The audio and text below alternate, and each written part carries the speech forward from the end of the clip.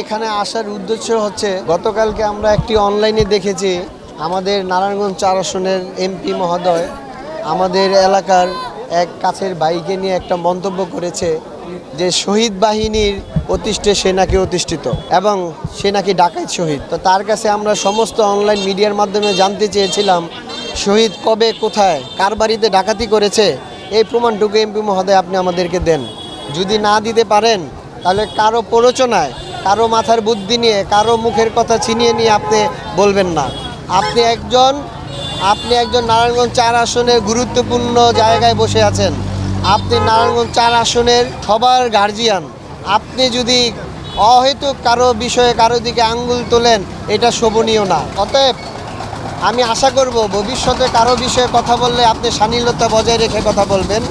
আর আরেকটি বিষয় হচ্ছে যে ময়লাটা নিয়ে এমপি মহোদয় কথা বলছে, আজকে এখানে শহীদ স্বয়ং এসে আমরা ঘোষণা দিয়ে গেলাম এইখানে যদি কেউ শহীদের নাম বিক্রি করে, আমাদের নাম বিক্রি করে ময়লা ফালতে আসে, তাকে এলাকার জনগণ মেরে পুলিশের কাছে হস্তান্তর করে দেওয়ার জন্য আমরা বলে গেলাম। যদি তারা না পারে আমাদেরকে ডাকতে বলছি, তাদেরকে আমরা সর্বাধিক সহযোগিতা করব। আজকে আমাদের এই মানববন্ধন, অন্য কিছুর জন্য নয়। দুষ্কৃতিকারী মহল আছে, তাকে তারা হেয়পূর্ণ করার জন্য একটি মাধ্যমে তারা অপপ্রচার চালিয়ে যাচ্ছে। আমরা চাইব নারায়ণগঞ্জ 4-এর যে এমপি মহোদয় হয়েছেন সে যেন সকল কার্যক্রম বিধিনিষেধ সহকারে যাচাই বাছাই করে একটা মানুষের ব্যক্তিগতভাবে কথা বলতে চায়। এই জন্য আমরা মানববন্ধনে অংশগ্রহণ করেছি। শুধু এক এলাকা কাশীপুর নয়, সমগ্র নারায়ণগঞ্জবাসী নিয়ে আমরা এই মানববন্ধনে অংশগ্রহণ করেছি। আমরা আসছি শহীদ ভাইকে কেন ডাকাত বলা হয়, সে তো আজ পর্যন্ত কেউ দেখাইতে পারবো যে সে কোনো প্রুফ আছে যে সে কোনো ডাকাতি করছে? সব সময় মানুষ খারাপই করে, সব কিছুর দায়ভার উনি কেন নিব?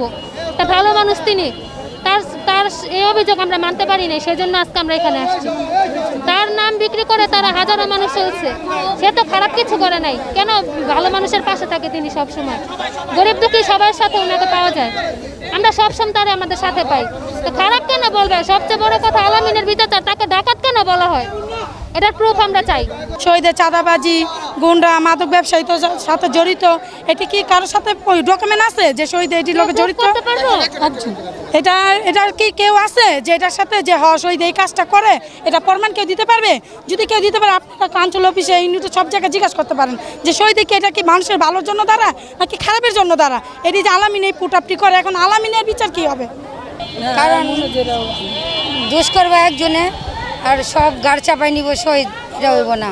কারণ ওর নামে যে ডাকাত, তারপরে চাঁদাবাজ যাই অভিযোগ দিছে, কারণ কোনো প্রুফ আছে ওর নামে প্রুফ থাকবো জন্য যে অভিযোগটা দিছে হ্যাঁ বিচার হইব।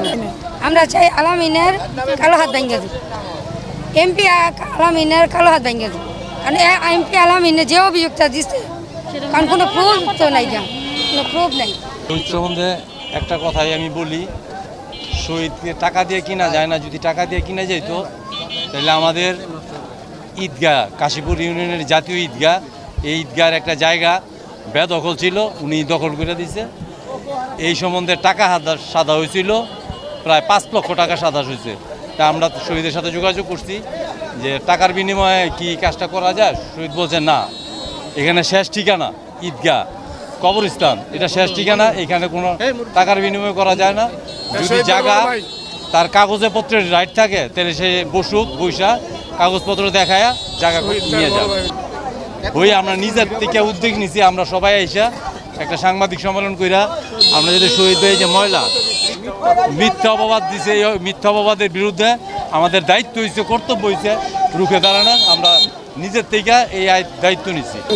4 আসনের এমপি মহোদয় উনি বলছে ডাকাত নামে শহীদরা আমরা চিনি না, সে চিনে কোন ডাকাত কোন শহীদ চিনি।